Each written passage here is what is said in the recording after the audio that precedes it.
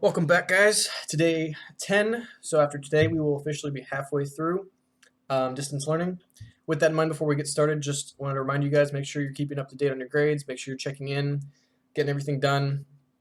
Um, as far as participation goes, this class has had pretty good participation um, overall, which I'm not terribly surprised by. It's health. So, but either way, keep up the good work so far. Make sure you're getting everything done. Make sure you're not missing any assignments. I'll make sure to reach out to people if I notice they're missing some assignments before the end of the year.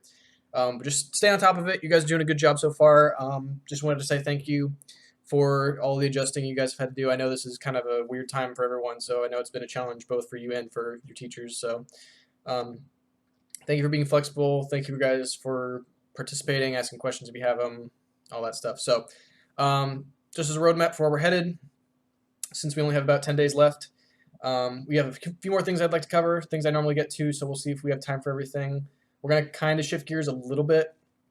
Not really. I mean, it's all related to the same thing, but it might seem like we're shifting gears. So for the next couple days, we're going to talk a little bit about child development as it relates to STDs and stuff like that. So today and tomorrow, we're mostly just going to get into like the actual like process of it. So there won't be. It'll be kind of like it's going to seem like we're shifting gears from STDs, but we'll loop back around to it eventually. But we need to get this information out of the way first. We're going to talk about child development, menstruation, that kind of stuff, and how that process works. That way, we can tie that in later to how can STDs affect pregnancy, how can STDs affect the health of the baby, and then that'll kind of lead into like what are the health risks involved with just pregnancy in general, with the baby being born premature, just kind of letting all of this together with reproductive health and all that. So it might seem like we're kind of switching gears here, but it's all related, so we'll get there. So for today, we're going to go through some background information that you will use for tomorrow to kind of put together a timeline of child development and talking about like milestones and key points in development when certain structures form and all that stuff.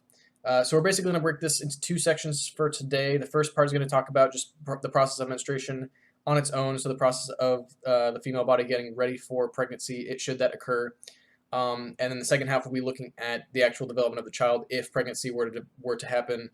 So kind of looking at two sides of it. So we're going to get into it. I'm also going to link a website that'll be related to what we're doing tomorrow that goes into much more detail than I could go into here, and could probably offer more information than I could in the time that I'm going to try and get through this in. So if you have any other questions, feel free to go there. But anyway, so let's get into it. So we're going to talk about, like I said, first of all, the menstrual cycle, knowing how this relates to pregnancy, when pregnancy can occur, all that stuff.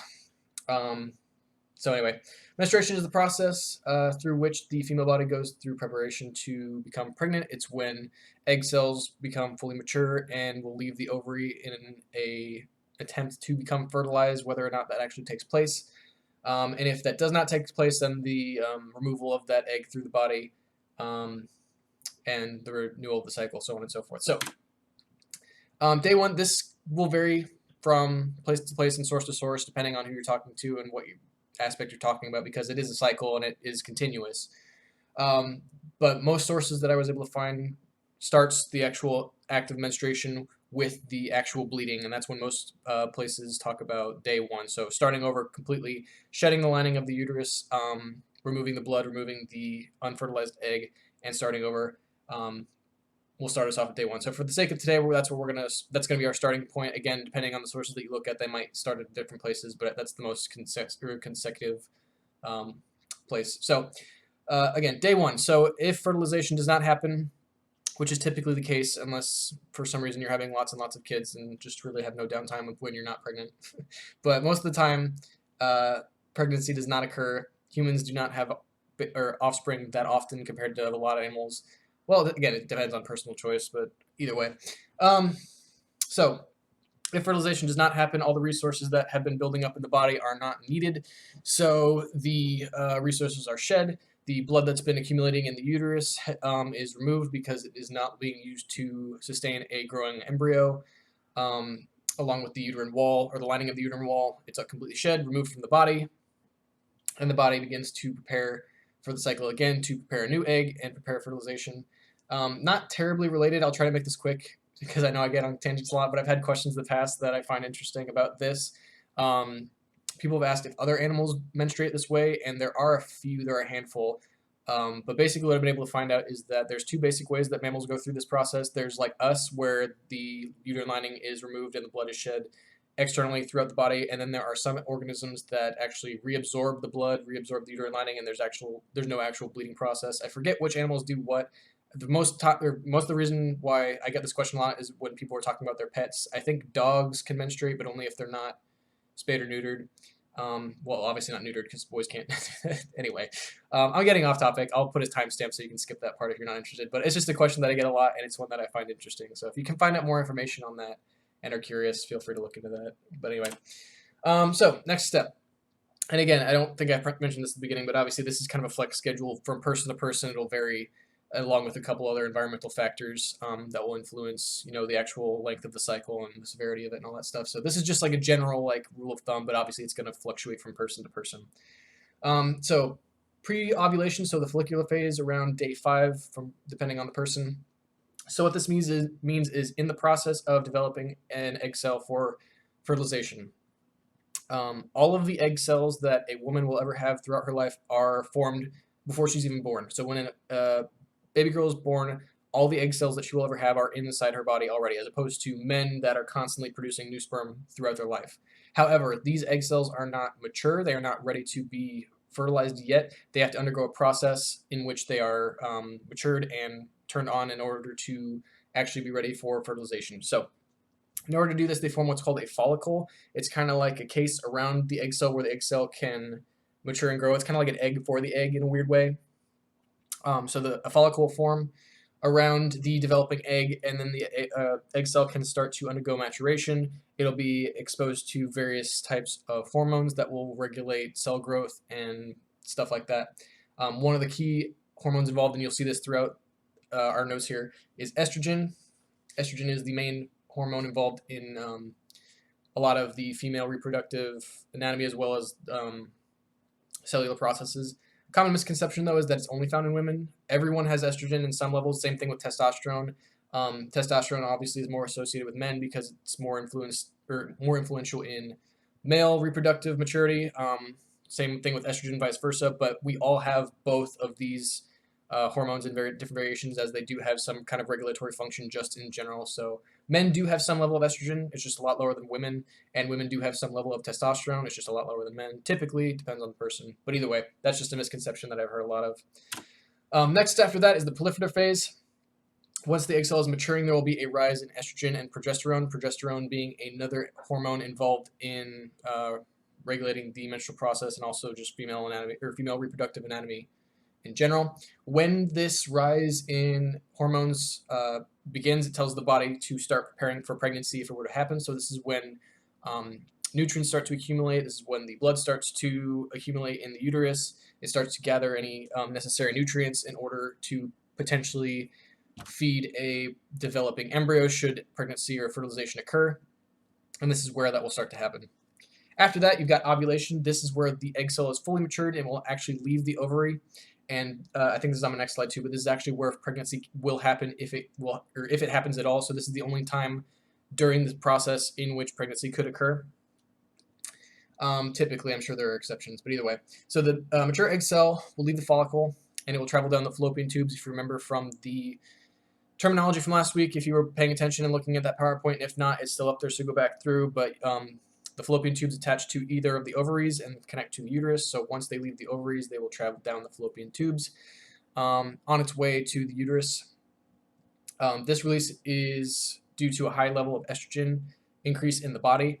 One thing that I'll probably mention throughout this, but since this is the first time it's come up, I always mention this is also a big reason as to why birth control works. So for people that take birth control, and we'll get into this more when we talk about contraception in a couple class periods, but the way birth control works is birth control is a concentrated dosage of these hormones of estrogen and progesterone. So basically what you're doing is you're tricking the body, the female body, into thinking that they're pregnant because these hormones are in high concentration, when normally if pregnancy does not occur, these hormones start to go away. But I'll get more into that in just a second, and it'll make more sense when we get to the end of this, so I'm kind of getting ahead of myself. So again, there is about a 24-hour window, give or take, during ovulation in which fertilization can occur. If fertilization does not occur during this 24 hours, Typically, it won't occur. Again, I'm sure there are exceptions, but for the most part, this is the only window. So it's fairly narrow. If it does not take place during that time, the egg cell will die, and the menstrual cycle will continue. The body will start to work towards removing any built-up nutrients, and then trying to start over again next month with a fresh egg cell. So after ovulation, if the egg cell is not fertilized, levels of estrogen and progesterone decrease. This is again what I was talking about with the birth control thing. So normally, if a woman does not become pregnant, these hormones rapidly decrease within the body, and that tells the body, okay, we're not pregnant. We're going to shut it down, try again next month. We'll try better. Hopefully we'll get fertilized next time. But with birth control, since you're artificially supplanting these hormones by taking pills with the hormones in them, it makes the body think that fertilization did occur. And when that happens, the body's like, okay, we don't need to ovulate again because we're already focusing on this egg cell. We don't need to release a new egg. And that's what prevents pregnancy in the case of pregnancy pills, if used correctly. But yeah, if it doesn't occur, the uterine lining will break down. This is what usually leads to the cramps, the convulsions, the body's trying to remove the uterine lining, which is usually, well, depending on the person, again, it can be severe or mild depending on how certain people take it, along with if you're taking birth control, if there's any pre-existing conditions in your family, stuff like that. Menstruation, around day 30, again, this takes around a month for most people, but again, it depends from person to person, as well as a bunch of environmental factors, like including like medication or level of activity. But anyway, uterine lining is shed through the vagina. Blood is released. All the nutrients that were accumulated throughout that first process throughout the month are released, so they can start again fresh. And repeat this process either until pregnancy occurs or the woman goes through menopause later on, usually later in her life, in like her 50s or 60s, depending on the person, and their body stops releasing egg cells. So here's a picture if you want a visual representation of all this. Not really much else to say here in terms of like descriptions, because that was what this whole last part was. So there's this if you want a visual representation. This part here, the follicular phase, you can see the follicle forming around the egg cell. So the purple part is the actual egg. The circle around it is the follicle, so you can see how that leads to the maturation of the egg cell. The egg cell is released, and then it goes on from there. So that was the first part. I want to move on to the next part real quick, because this is what we're going to look at tomorrow. So we're going to look at what actually happens if pregnancy does occur. So what is the timeline of child development? What is happening to the developing embryo? What kind of stages are taking place? What are the major like milestones? Those kinds of things. And that's what we're going to be looking at tomorrow. So, and also a couple of the terminology things that you'll need to know. So first step, within the first 14 days, so the first 2 weeks, fertilization occurs. The cell begins to rapidly divide and will form what is called a zygote. If you've taken bio with me, we've talked about this term before, very briefly, so you might not remember. But essentially, a zygote is the very first thing that a developing organism is once the egg cell is fertilized. So before you're a baby, before you're a fetus, before you're an embryo, you are a zygote, just a bundle of rapidly dividing cells that have not differentiated into anything yet. Step number 2. It'll form what's called a blastocyst. So eventually that mass of cells will form a hollow structure, so it'll form a sphere, and inside the sphere will be hollow. The purpose of this is that internal hollow structure is eventually going to differentiate into the different levels of your body. So you've got your internal chamber, your digestive tract, and then you've got your chest cavity, you've got your skin, your epidermis. So basically this is going to be the very, very first format of like your different layers, for lack of a better term. It sounds weird to put it in terms like that. After that, about 3 to 8 weeks, the gastrula forms, so this ball will eventually open up. So whereas it had been closed off before, now it will open up and form the first end of the organism. Depending on the organism, this will either be the mouth or the anus, depending on just a variety of different factors. I don't know what caused the differentiation, but some organisms develop mouth first, some organisms develop anus first. We are unfortunate enough to be on the opposite end. Humans are of the variety of organisms that develop anus first, so what I always joke about here is that you were a butthole before you were anything else. Anyway, it just gets people's attention. I think that's funny. Either way. So anyway, these layers will eventually develop into the digestive tract, the skin, and the endoderm, which is the skin beneath your external skin, so the layer of skin beneath that, so on and so forth.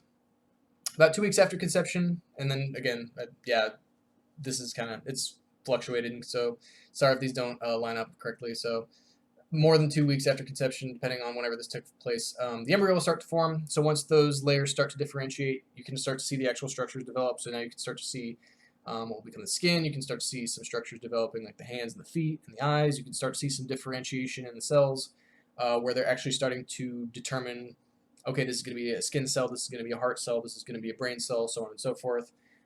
This is where the structures start to specialize. You can start to see those form. You can see some of the blood vessels. You can see the heart developing. You can see the umbilical cord, that kind of thing. Next point after this is it will develop into a fetus. So again, we're going from zygote to embryo, and then we go from embryo to fetus.